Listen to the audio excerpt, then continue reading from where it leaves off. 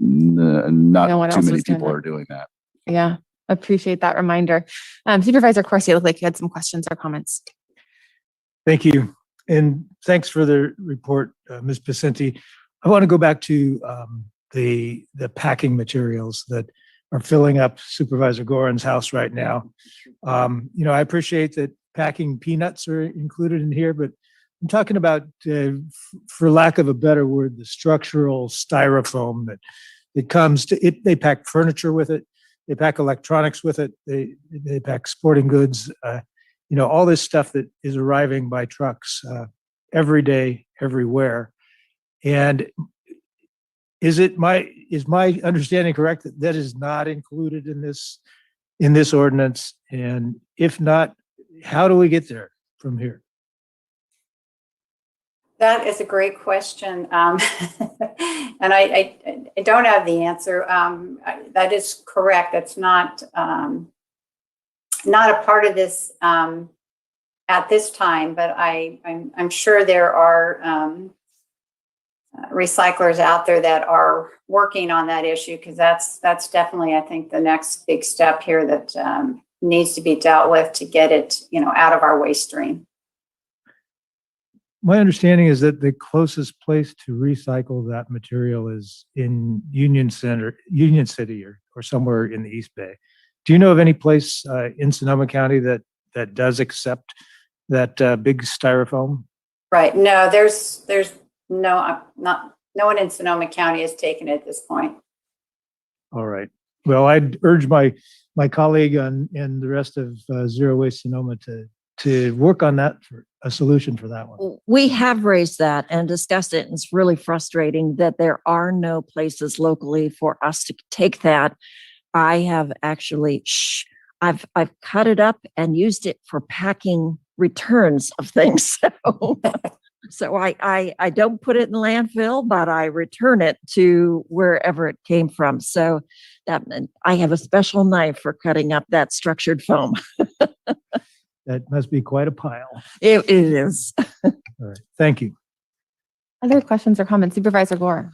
Just the fact that Emmett brings home all your stuff, and this morning you posted on Facebook that your son really is a goat, makes me think about the connection between those two. But no, all joking aside, it's great to see this item. I look forward to hearing anybody from the public comment on it. I know this was delayed because of COVID, everything, we were in the middle of it, and I appreciate the conversation already about extended producer responsibility, which is really a statewide issue at Cal Recycle that they've been talking about, trying to create a statewide initiative, as opposed to all of us trying to figure out every Amazon box or every pharmaceutical bag or whatever it is. But once again, appreciate this and looking forward to public comment and taking action. I would say that Amazon actually has changed their packaging practices. So now they use air pillows, which are much easier. You can put them in the grocery store with recycled bags. And so that's better, and they ship a lot. So they take this seriously, but there are a lot of other shippers that do not. Thank you all for the excellent discussion. And thank you again, Supervisor Gorin, for your leadership on this item. With respect to the Amazon, one last comment is that, I think about how, if you buy like an iPhone or something, right? Like it comes in this little tiny box and it's shipped like that. You buy one book from Amazon, right? And the box is about this big, and occupies the corner. And so, I feel like I really appreciate also Supervisor Gore bringing up this kind of life cycle approach to what we're creating, because too often I think that creation occurs that product's life cycle, and how do we effectively recycle it, in terms of ways that preserve the health and safety of our environment. And so thank you so much, Supervisor Gorin, for working on that through Zero Waste as our representative. In general, cardboard can be flattened and recycled and repackaged, and styrofoam, not so much. Absolutely. Completely agree with that. So with that, I would go ahead and turn to public comment. I don't know if you have any members of the public who are here in person who would like to comment on this item. Seeing none, I will go ahead and ask Marcy to invite public comment via Zoom, please. Thank you, Chair Hopkins. for our members of the public who are in the Zoom meeting, if you would like to comment on this item, please raise your hand in the Zoom app or press *9 on your phone keypad. And there are a couple hands right now. Great, so we can go ahead and do 2 minutes for that, please. Thank you. All right, and our first commenter is Sunny, followed by Liz, and a few more hands have popped up, then Kevin. Can you please unmute and state your name before beginning your comment? Hello, my name is Sunny Galbraith, and I am on the Sebastopol City Council Zero Waste Committee and part of the advocacy group Zero Waste North Bay, 350 Sonoma, and also a local high school teacher. And I'm so excited that this is at long last come before the Board of Supervisors. There's great enthusiasm for this across the county. Most cities have passed the ordinance now, which is fantastic. And we're super excited that the county is now considering it. So of course, I urge you all to vote yes. And I wanted to report that we, in the city of Sebastopol, businesses have been largely supportive. We did have kind of a pause on outreach and enforcement with the start of the pandemic, but now we're coming back to actually finding businesses that need to change what they're using to be in compliance. And I wanted to say Zero Waste North Bay has been very helpful in this. They have an online reporting form now that is super simple. So Supervisor Rabbit, you could actually go online in their disposable food serviceware tab and scroll down, and there's a very simple reporting form, and then they will follow up with the business, make the phone call, make the outreach, educate, let them know where they can purchase compliant materials. So that's been super positive, and we're really excited about that. And I emailed as part of our Santa Rosa Junior College Climate Action Night that we do yearly. We've featured this ordinance a couple of times, and we collected 61 handwritten postcards from various Sonoma County residents, college students, high school students, and adults. And I emailed photos of those for you all. So I'm looking forward to you guys seeing them. And I also have letters from some 5th graders. So lots of support in the community for this, and really happy that it's come finally for a vote here. And I think, yeah, just general thumbs up.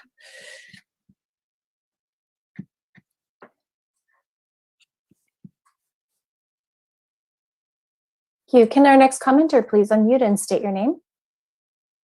Hi, I'm Liz Bortolato, and I'm the chair of the Santa Rosa Sonoma County Local Task Force for Integrated Waste Management. I'm incredibly happy to hear you all sound so much in favor of this particular, I guess, resolution.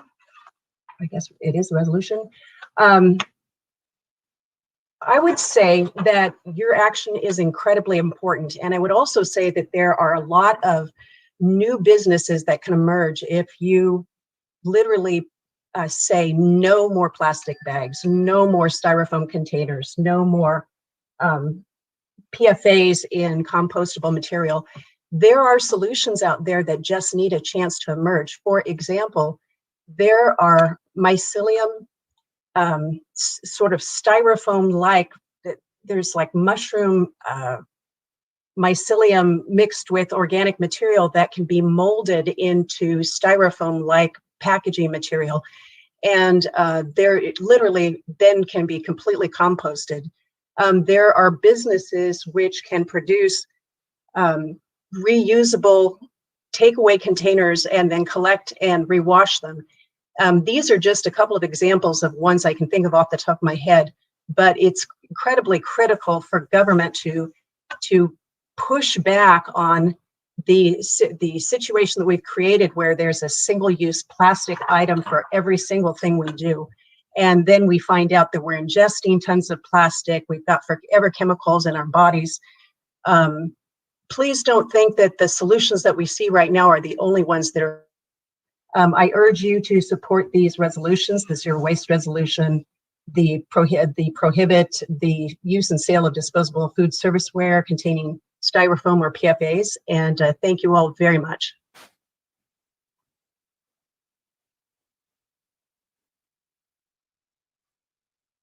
Hi, please unmute and state your name. Hi, this is Kevin Morrison, and I am calling you from Novato.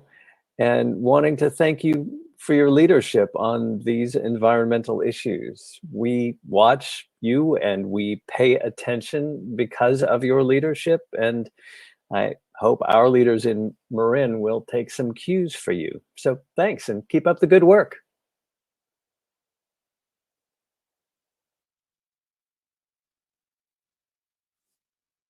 Please unmute and state your name. Hello, I am Miette Keeley, and I am a SRJC student, and I'm here today to urge everyone here to pass the ordinance. I personally support this ban on styrofoam and non-recyclable and non-compostable food stuff because I love being outside. I love hiking. I love fishing. And it breaks my heart to see the beautiful wilderness being trashed. And a lot of this waste is by careless hikers, but there's a lot that is the kind of trash where you just wonder how it got there. And a lot of this is stuff like styrofoam or packing peanuts. And I see a lot of it in the ocean when I'm out fishing. And it's not only harmful for fish and other animals, but also humans. And I'm so grateful that this committee is so aware of our environmental issues and is seems very excited to pass these ordinances, and thank you so much for doing this.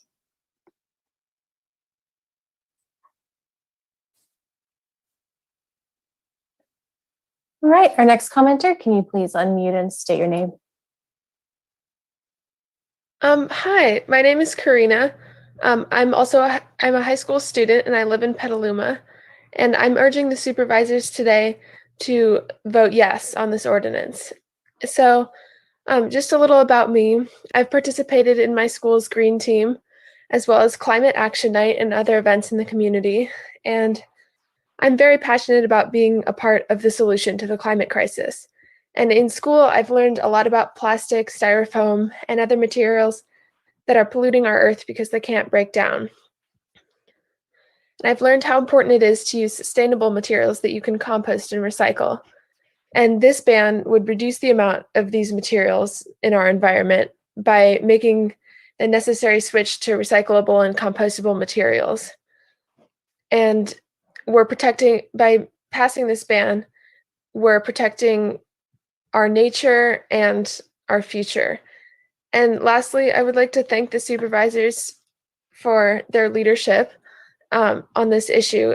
And I feel proud to live in a county who cares. And yeah, enacting this ban is the next step towards a cleaner, better earth. Thank you.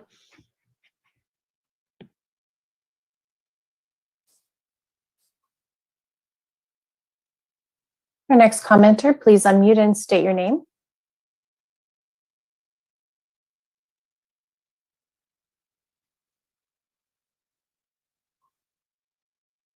This should be for Stepan. Are you able to unmute? Yep. Yeah. Hello, I'm Stefan Shargov. I'm also a high school student, and I'm a member of my school's green team, and I fully support the passing of this ordinance. And just a little about me. I was in charge of our composting team as a green team member for our school. So I supervised a small team of students to help sort out the trash bins throughout our campus, make sure everything was thrown out in the correct bin. And polystyrene-based foodware and utensils was the biggest percentage of trash we threw out. And it hurt me not only because it was very difficult to sort through so much polystyrene-based trash in our bins, but also for the fact that most of our hard and intensive labor was mostly used. So this ban on polystyrene would heavily decrease the amount of non-recyclable waste our schools would throw out, and would actually help with our work. It'll make us feel a bit much better knowing that all of our work would go to trash that won't end up just in a landfill.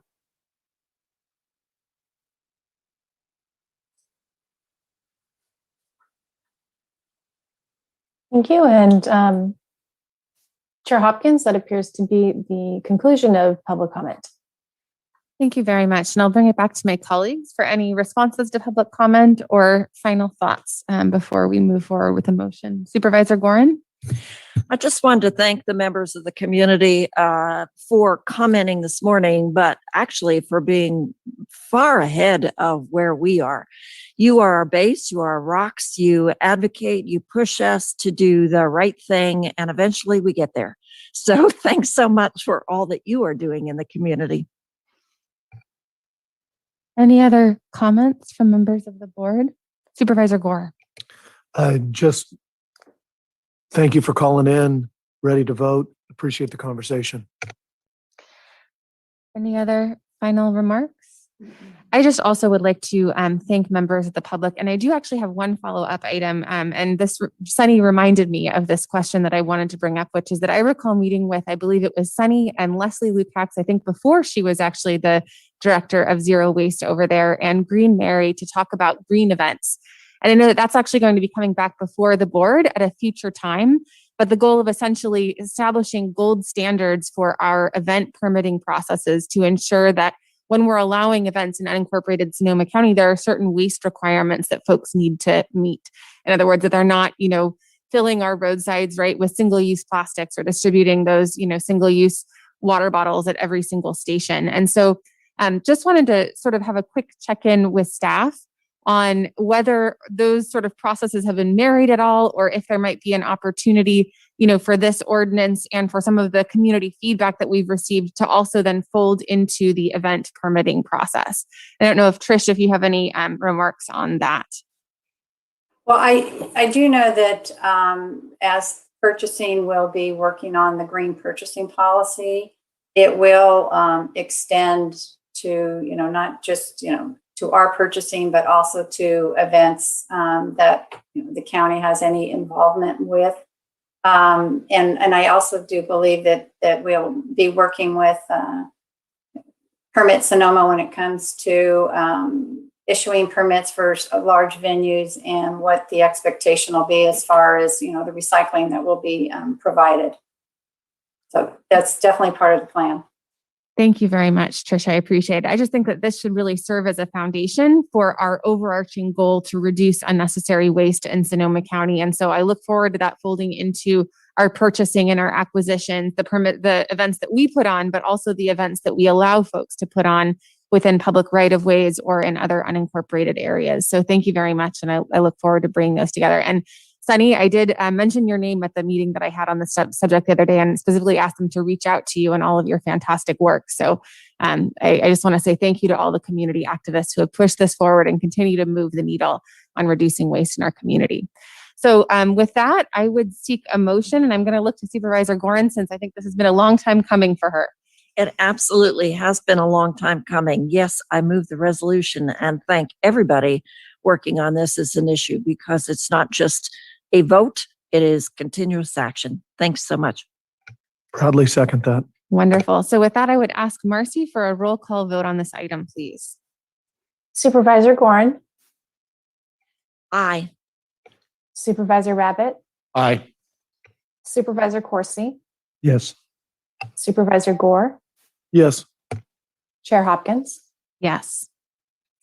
So with that, we will move on to our board member reports on assigned boards, councils, commissions, or other attended meetings. So I'll bring it back to whichever colleague happens to have their calendar out, unless the CAO has anything that she would like to announce while we all rummage around our calendars.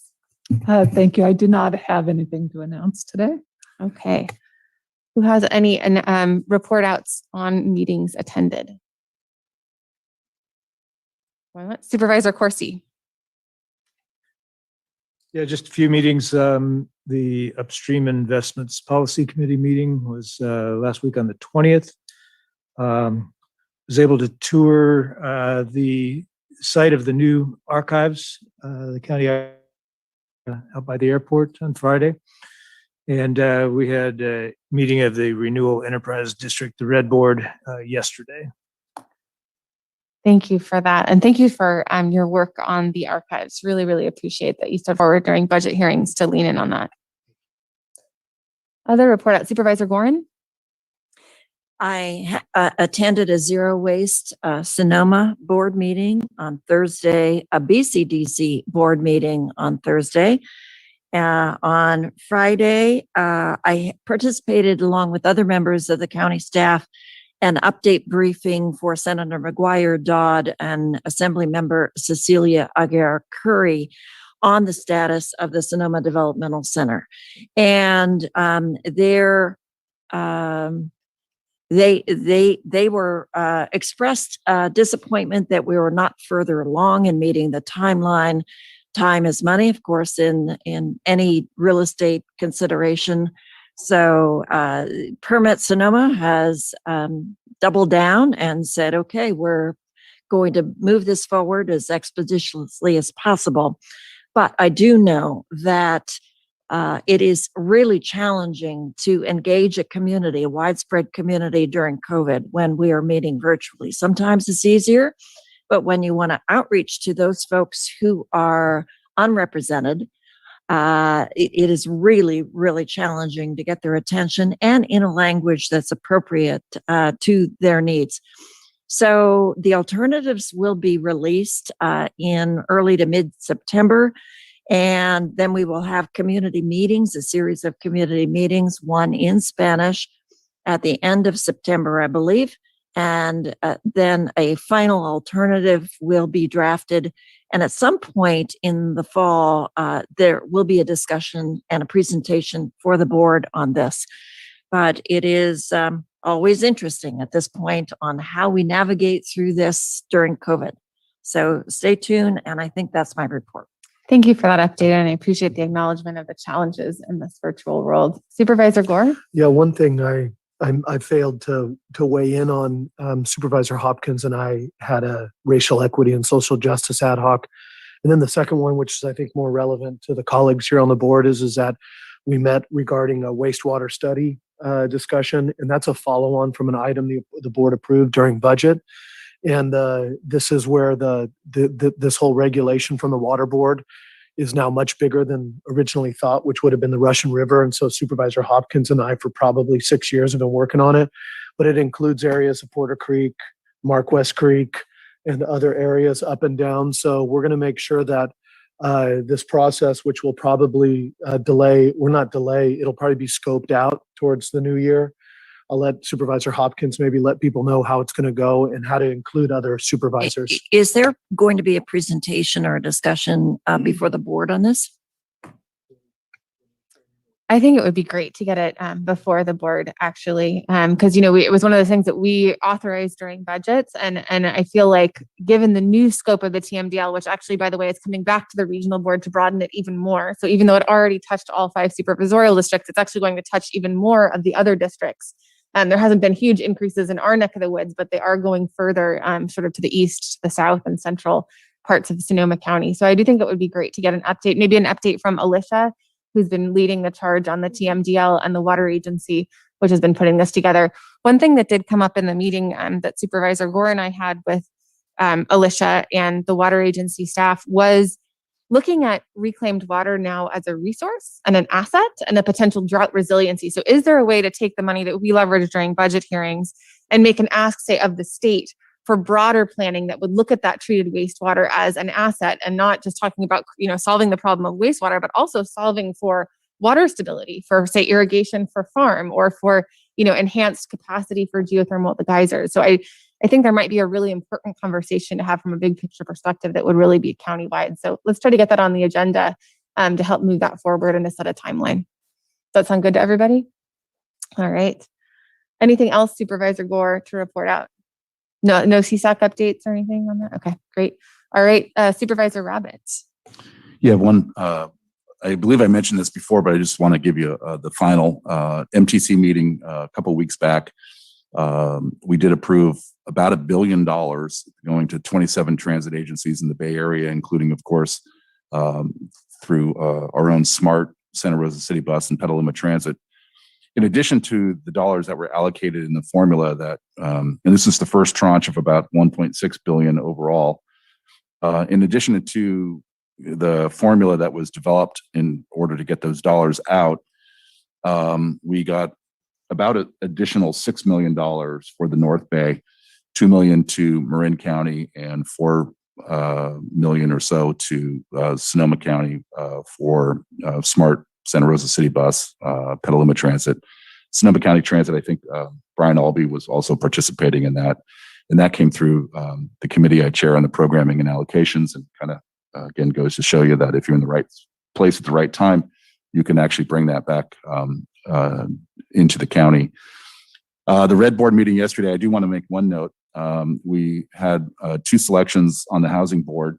We talked about an advisory body of 2 electeds, one from the city, one from the county. These would be non-voting members. And I would hope that this body would be supportive of our colleague, Supervisor Corsi, serving that role. I think, as we all know, development is always going to be political, and it's important to have a political eye or sense overlooking that to make sure that we follow the right path. Coming from the Red Board and obviously being former mayor, no one knows that better, with the exception of perhaps Supervisor Gorin. But I think that would be a good place going forward. So maybe in the future we can get that on the consent calendar. I am absolutely supportive of that. I think that would be an excellent representation for Sonoma County. For my part, I did attend the racial equity ad hoc, as well as the meeting that we had about following up on the funding for the wastewater. We also did have a Lower Russian River Municipal Advisory Council meeting. And I just want to share with my colleagues that there is a substantial amount of frustration, I would say, as well as fear and apprehension in the Lower Russian River right now as a result of a number of fires that were either affirmatively caused by homelessness or that may have been caused by homelessness. And actually on Sunday night, we had 3 structures burned down in downtown Guerneville. It was the old Flavors ice cream building, which then took out what was a former print shop, and also took out half of a building that presently then occupied by Gypsy Sisters, a retail clothing store. And so it's now very, very visible, just these sort of burnt down shells of buildings in downtown, and that it was known, and apparently the tenant had reported to the landlord that there were some homeless residents, unfortunately, living under the porch in the building that first caught fire. And so the cause is currently under investigation. There is no formal finding yet from Sonoma County Fire District, nor is there a formal finding from a fire that took place about a week prior outside of Northwood that is under investigation by CAL FIRE because it's within their jurisdictional authority. But that's a long way of saying I look forward to the conversation surrounding emergency homelessness solutions that we're going to be having next week, because there is a tremendous amount of energy and concern as it pertains to extreme fire risk out in West County. So, and let me just add, the same thing happened in Montini Preserve. You all recall that Ag and Open Space preserved that land, turned it over to the city. We had a number of homeless encampments on there, and there were a number of fires in the Montini. Without fast action by the fire officials, that fire could have swept all over the mountain and down into the city. So Chief Orlando Rodriguez is requesting a placement of some of those folks in LG Village. So we're looking for additional capacity to get them out of the hills, out of the creeks, and emergency homeless shelters. Absolutely. I appreciate that. And I hope that we can have a conversation next week. There's sort of a need to divert resources based on where we have the greatest number of homeless people. Excuse me. There's a need to address encampments that have become public health and safety hazards, but there is also now a need to address camps that can cause a potential fire threat for entire communities, given sort of the nature of how dry our vegetation is at the moment. So, Supervisor Abbott? I was just going to add, same thing in Petaluma. And I think it goes to perhaps, it's a difficult problem to address because it's, as we all know, with the homelessness is so multifaceted, but I think some of it has to do with the vegetation and the enclosures that people look for in order to feel secure when sleeping outdoors. But at the same time, that becomes very volatile when you have cooking materials and whatnot. But I know in Petaluma along Lynch Creek Trail and some other locations, it's the same thing where there's been fires. Perhaps as we go forward and notwithstanding the structure issue, but we can, we did have a couple of encampments where we wanted to come in and clear some of the vegetation to really be part of the solution, although not the entire thing. I would certainly look forward to those kinds of conversations. And I think it's really critical. I also think that we need to be very serious about interagency collaboration, because homelessness does not live within any single agency's wheelhouse when it comes to unincorporated fire risk. So we need to engage with local fire districts. We need to, collaborate with the sheriff's office. We need to collaborate sometimes with the private property owners, because it's not always on publicly owned land, to try to drive down this risk for everyone. So one last report out, which is that I did also attend the State Water Board Curtailment Workshop, which took place last Friday. I think there were around 80 folks, members of the public, participating there, and it was regarding the recent round of curtailment orders, which is actually for the first time impacting sort of downriver and downstream of Lake Sonoma. So it includes folks in Dry Creek Valley, as well as sort of the middle reach and lower reach of the Russian River, and impacts several hundred water rights holders, in addition to really sort of amping up the public health and safety requirements in the upper river. And essentially, it's a tough place for everyone. The water levels in the reservoirs continue to fall. The water agency is at the same time tasked with meeting certain minimum in-stream flows. So, we still are being required to let that water out, and it's a tough spot, but everyone is coming together to try to do their best by the watershed. So any further report outs or questions from anything that was presented? All right. With that, we will go ahead and move on to the report on the August 23rd, 2021 closed session, which is a good one because we did not have it. So I just would like to sort of state for the record, which is that we did not actually have a closed session meeting yesterday. That will be rescheduled for some future point in time. And because I believe that we have a time certain for the public comment on matters not listed on the agenda, I will go ahead and take public comment on closed session items now, if I can do that, and I'll switch those orders. So I would accept any public comment on items number 21 through 24A. So first I'll look and see if there are any members of the public in person who would like to participate. Seeing, maybe one? And Chair possibly. Hopkins, can I note for the record that item 21, which is the Potter Valley Hydroelectric Project, and item 23, which was an ag and open space item, have both been withdrawn and will be come back to the board at a future date. Thank you very much. So 21 and 23 will be returning at a future date. So we will not be accepting public comment on those items at this point in time. We do have a member of the public who would like to participate. Wonderful. So we will go ahead and wait for that member of the public to comment on closed session here before turning to Zoom.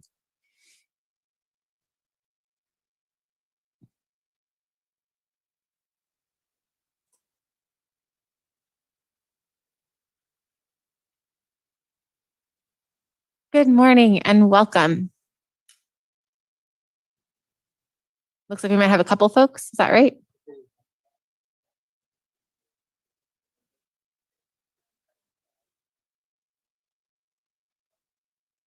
Oh, okay. All right. So we're going to do closed session first, and then we'll do that in about 6 minutes.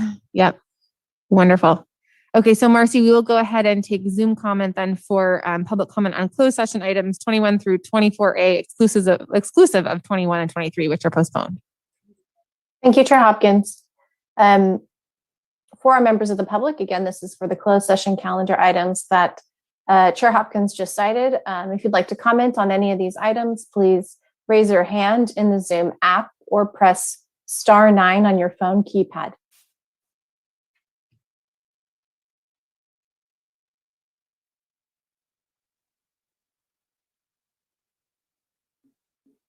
And there are no hands raised for closed session comment.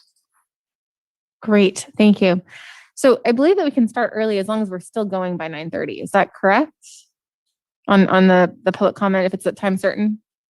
As long as we allow comment after 9:30, yes. Perfect. All right. So why don't we go ahead and welcome the member of the public who is here in person to speak. Thank you so much for joining us this morning. We're getting the microphone up for you.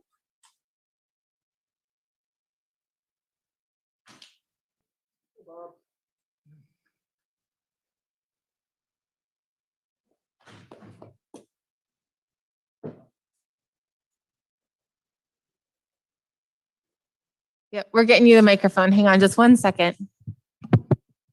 Thank you for your patience.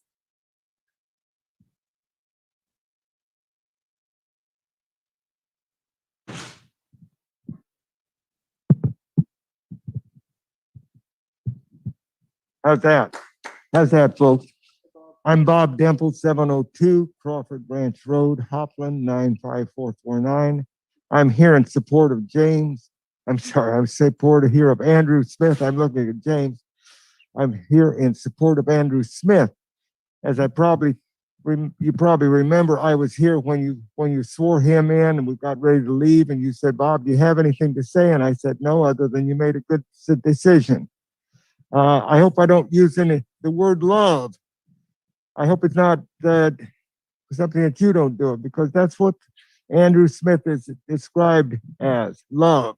Across the street, I talked to the extension people. They said, "We love him." And so Andrew's doing a very good job for this state, for promoting agriculture. And I know that you've gotten lots of letters from people that say they're Andrew Smith. They're not our Andrew Smith. I've checked it out. It's the same middle name. It's the same initial, but it's not the same person. I've asked Andrew about this. I was a little concerned. I said, "Andrew, what are all these letters that are coming in to the letters to the editor?" And he said, "They're not mine, Bob." And evidently there's another Andrew Smith that works for the county also that Andrew has researched on. But it's not our Andrew Smith, folks. Do you have any questions? I just want to say thank you so much for joining us. And in as much as there are multiple Andrew Smiths in Sonoma County, your name is Bob, and I'm reminded of an Australian saying that is Bob's your uncle.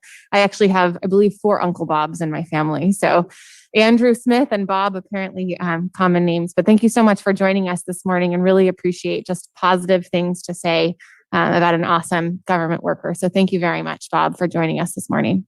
Thank you for taking your time for me. Of course. Wonderful to see you. Take care. And I believe there are no other members of the public who are present in the chambers. So Marcy, we will go ahead and hand it over to you to take public comment via Zoom. Thanks again, Bob. Take care and have a good day. Thank you. This is the section of today's agenda that is public comment on matters not listed on the agenda. If you would like to comment and you are a Zoom attendee, please raise your hand in the Zoom app or press *9 on your phone keypad to raise your hand. And our first commenter is Chris. If you could please unmute and state your name before beginning your comment. Good morning, Supervisors. Christopher Neugebauer from Petaluma here. I want to congratulate you on your decision last week to require county employees to vaccinate against COVID-19 or to undergo regular COVID testing. This is so important, not just because reducing COVID risk gives your employees the confidence they can be safe in their workplace, but because your leadership on this matter makes it so much easier for cities in the region to feel confident that they can implement similar measures because they don't have to move first. I read in the Press Democrat this week that Petaluma is one such city that is reportedly about to make a similar decision. And we didn't really see any real talk about this until the county's decision happened last week. So thank you for doing the work that's made it possible for our cities to feel confident in making a better environment for their workers as well as the county workers. I hope this makes it easier for private employers around the region to also implement similar safety measures. Your decision is making our entire county safer. So thank you, supervisors who are present, for all voting in favor. And Supervisor Rabbit, I realize that you were not present for the vote, but your lack of comment on this issue since then has been notable. Thank you.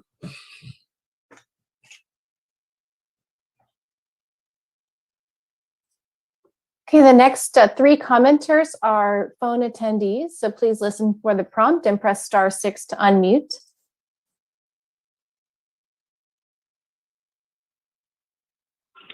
Good morning, folks. This is Roseanne Schneider, and I'll be reading John Jenkel's latest document, Abuse News number 6611.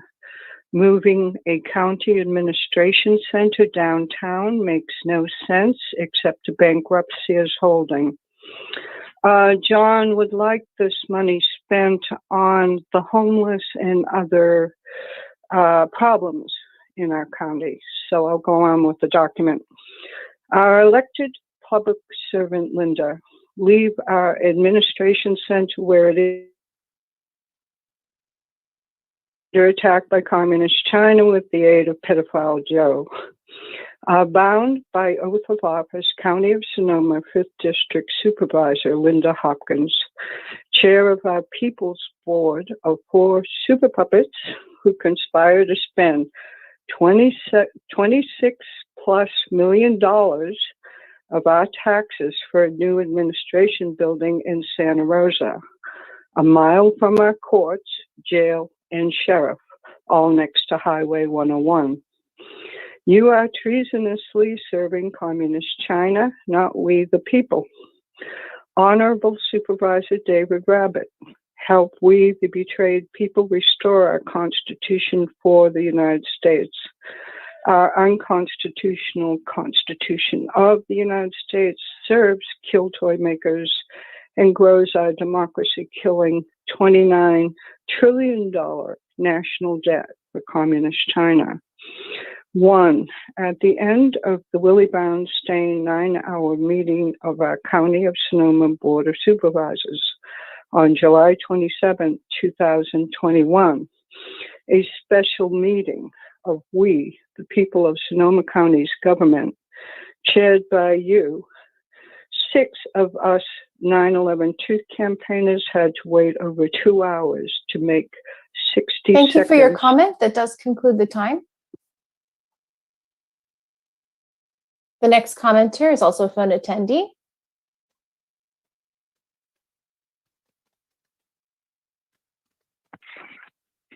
Rob McGilly of the 9/11 Truth Campaign.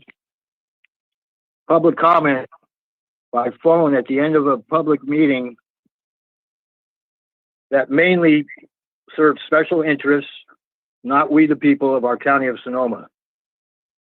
The 4 special interest servers are bound by oath of office, public servants who may be seeking personal gain from a $20 million county purchase of the 7.4 acres and 3 years vacant Sears store in the south end of the Santa Rosa Mall in the city of Santa Rosa. The purchase benefits Transformco that bought the property from Sears Holding along with other bankrupt Sears assets. Okay. The 9/11 Truth Campaign of Drayton publicly speaks out at every opportunity in Northern California in attempts to save our dying democracy. Ever since bad boy born again Bush botched the Enron-sponsored organized crime on 9/11, perpetrated by desperate Enron builder Ken Lay in his attempt to save Enron by selling Caspian Basin natural gas and oil to Communist China. But bad boy born again Bush botched Lay's 2 years in making plans for 9/11 to get Enron solvent. Now you can steal Communist China's demolishing 4,600 local homes on the night of October 8, 2017, that killed only 24 constituents and concealed Communist China's murdering 320 constituents by the COVID-19 plague. How in the hell do you sleep at night, dear lady? 3, the term dub means Willie Brown stained and controlled. Wizard of Deception Willie has been the phantom governor of California and Communist China's top foreign agent since 1980. Thank you for your comment. That does On conclude the 9/11, time. the Wiz came. And our next commenter is a phone attendee. Please unmute and state your name.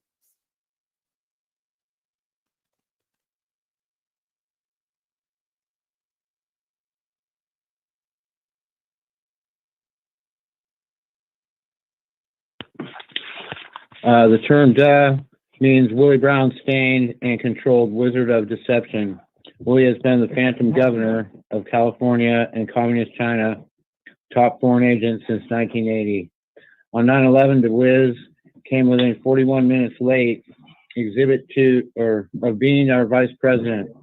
Sex-starved, power-crazed, Enron puppet President George Wimp Bush fouled his puppeteer Lay's plan by leaving our First Lady Laura to be a sitting duck in the White House for 9/11.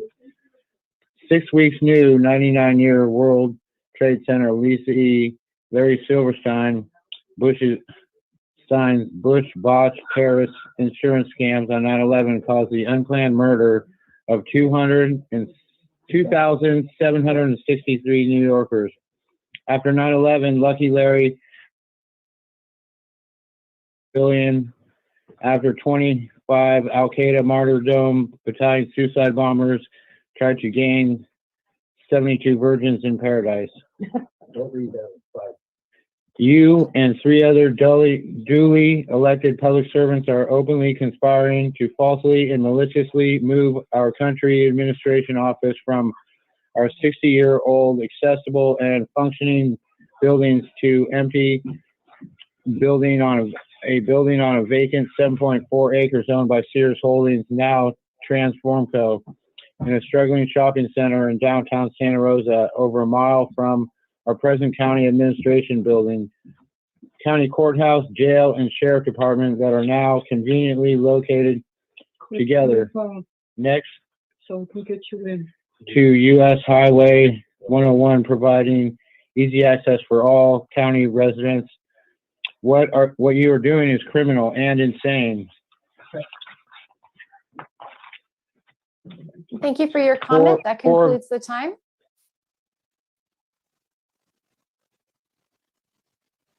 Our next commenter is a Zoom user. Marty, if you can please unmute and state your name. Marty Bennett, am I on? Yes, thank you. Thank you. My name is Marty Bennett. I'm speaking today on behalf of my union, Unite Here Local 2850, Teamsters 665, the North Bay Labor Council, which I serve on the executive board, and North Bay Jobs with Justice. I am the former executive director. In 2016, workers employed by the former county waste hauler, the Ratto Group, approached Teamsters 665 and informed the union about the low wages, inadequate benefits, and hazardous working conditions. The Teamsters and these workers then initiated an organizing campaign, and Jobs with Justice and the Labor Council built a community support network. In May 2017, Ratto workers voted overwhelmingly to join the Teamsters. After Recology purchased Ratto in 2018, the union and the company agreed to a 5-year contract. As a result, by 2023, wages for Recology drivers will roughly double. The typical driver now earns $27 an hour, plus another $11 to $12 an hour in benefits that include comprehensive family health insurance and retirement benefits. Moreover, Recology is an employee-owned company, and workers can annually accrue company shares. During a period of spiraling inequality, unionization has transformed bad jobs with poverty wages at Ratto into good jobs with family supporting wages, comprehensive benefits, and much improved health and safety conditions at Recology. The successful organizing drive and unionization of the county waste management workers is the good jobs component of the countywide Good Jobs and Zero Waste campaign.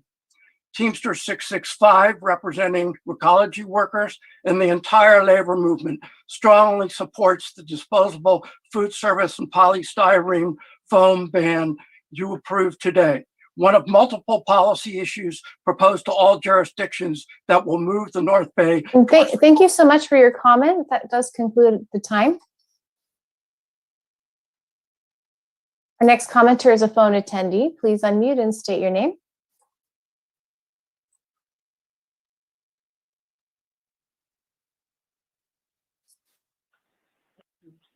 Hi, good morning. And I can't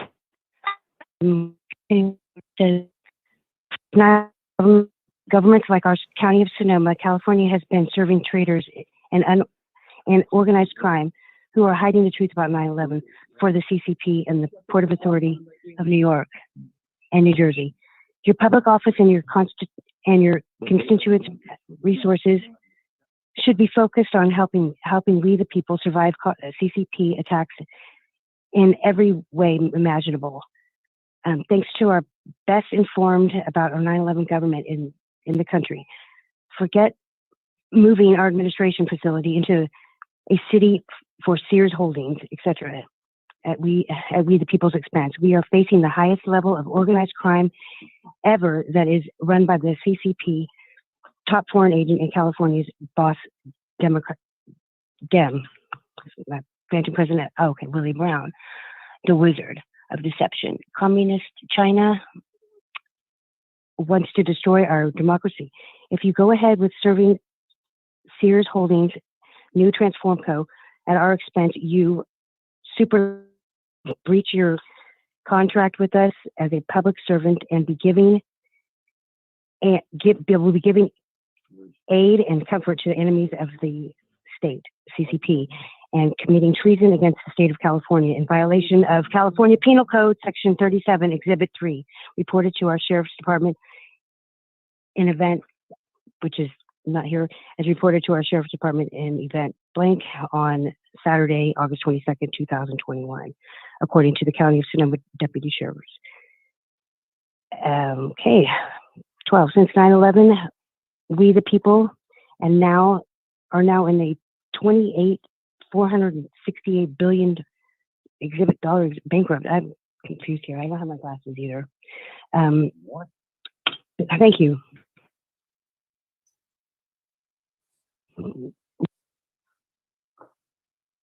Thank you. Our next commenter is a phone attendee. Please unmute and state your name.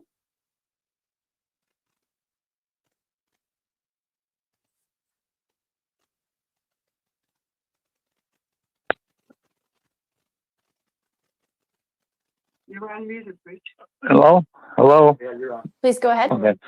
Since 9/11, we received and now 28,468 billion bankrupted people in the county of Sonoma have been deceived by 10 Congresses, about 10 of 25 Al-Qaeda Mortar Battalion suicide bombers attacking the Twin Towers in New York on 9/11, with 2 of 6 Al-Qaeda Mortar Battalion hijacked domestic airliners, American Airlines Flight 11 and United Airlines Flight 175, that reportedly caused 2 110-story massive steel structures of the World Trade Center to collapse in under 12 seconds, murdering 2,763 New Yorkers, including 320 New York police and firemen. The truth about 9/11. 13. The truth about 9/11 is the Port Authority of New York and New Jersey that owned the best-loaded Twin Towers had to lease them to 6 weeks new 99-year World Trade Center lessee Larry Silverstein, because the asbestos dust was causing tenants to die from breathing it, causing mesothelioma. The Port Authority did not go to the expense of removing all the asbestos and soundproofing throughout 2 massive 110-story structures, and the city of New York would not allow the authority to demolish them. So the port leased the World Trade Center for 99 years to Larry Silverstein 6 weeks before he demolished them by preset explosives with 2,763 unplanned occupants inside, thanks to Enron puppet President Sex Star Power Craze Bad Boy Born Again Bush. And 14, there were also 125 unplanned murders at the Pentagon on 9/11, caused by a remote control U.S. Air Force F-16 and its missile, and a missile hole in the 6th wall in the attack on the United States Naval Intelligence Office, all over 41 minutes late, as the attack on the Twin Towers, 41 minutes late. That concludes the time. Your next commenter, Sunny, then Rachel. If you can please unmute and state your name.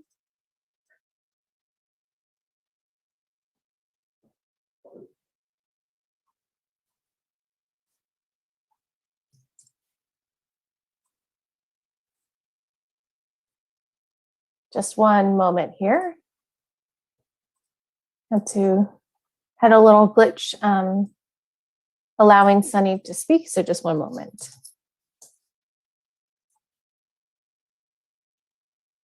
All right, thank you. I got invited to be a panelist. That was a hopefully surprise. This is Sunny Galbraith again. Thank you so much for your leadership on environmental issues. And from this morning's unanimous zero waste vote, as well as leadership on climate issues, it's very clear to me that you as a board care deeply about environmental issues, both locally and globally.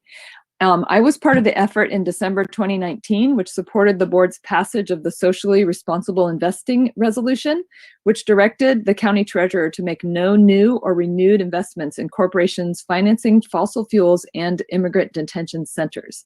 And I want to say that I've been deeply disappointed in the board's lack of follow through in enforcing this investing resolution.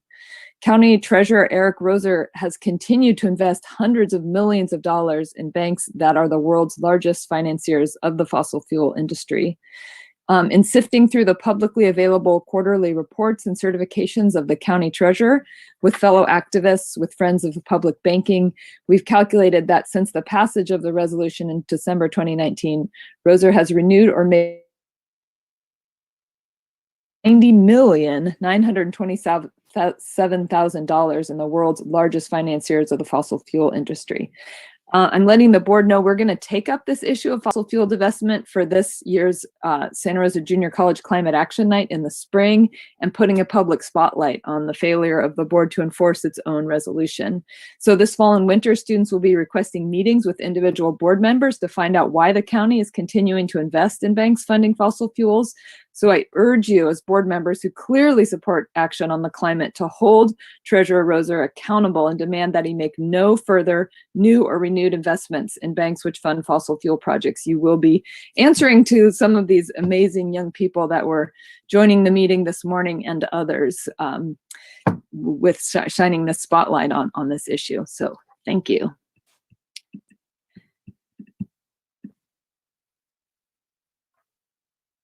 Hi, our next commenter, please unmute and state your name. Hello, can you hear me? Yes, we can. Hi. So I was just calling, according to the Sonoma County Sheriff's Office Policy Manual, Policy 1008.2, says members should be aware that they are ultimately responsible for their own health and safety. I'm just curious why this is applied to things like HIV and Hep C, but not for COVID. There's been 344 deaths total. That's 0.96% of the population. Ages 75 and up are the most vulnerable, and they have an 87% vaccination rate. Everyone who wants a vaccine has gotten one. They've been offered it. That should be the goal. There's no talk about natural immunity. That's better than a vaccine. A lot of people feel like that. 91% of cases recover. It's just, we talk about these people. They're our heroes, nurses, people in law enforcement. They've worked through the hardest times of COVID, and we trust them to make decisions for people every day. But then when it comes down to this, they don't get a choice. They're being forced to do something that they don't want to do. Mandates, there's no place for mandates in a free society. Sonoma County is not a hospital ward, and we should stop treating it like one. Like I said, the goal should be to offer vaccines, and that's what they've done. And that's all I have to say. Thank you.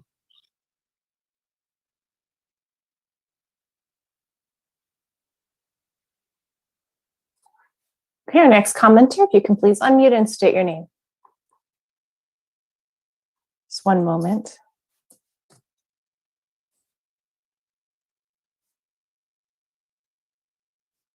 Good morning. Can you hear me okay? Yes, we can. Thank you.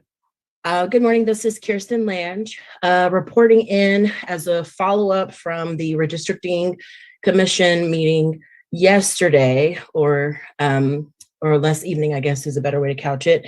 Anyhow, point being, leaving that meeting feeling a little bit more concerned than I did in the previous meeting. The demographer and consultancy that has been assigned to support us through this process definitely highlighted that they will not be conducting a scope of projection into the future of what Sonoma County can look like based on the census data, which is the entire point of doing redistricting. And it sounds like we're continuing to go in circles around emphasizing the need for consideration for equity and equitable practices to be a part of this process. And that does not seem to be a toolkit through the project manager and in equipment or skill set of those guiding us through this process.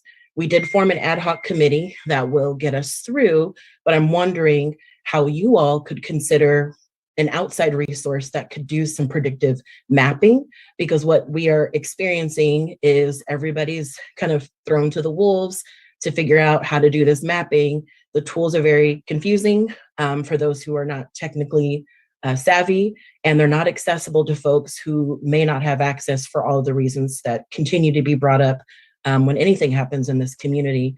So I just want to draw attention to that for you all. I will be putting something in writing that will go out through Chair Hopkins to review and to share with you all as we move forward in this process and really try to be thoughtful about not leaving anyone behind in this system around the drawing the lines and looking at what the future looks like for this community. Thank you.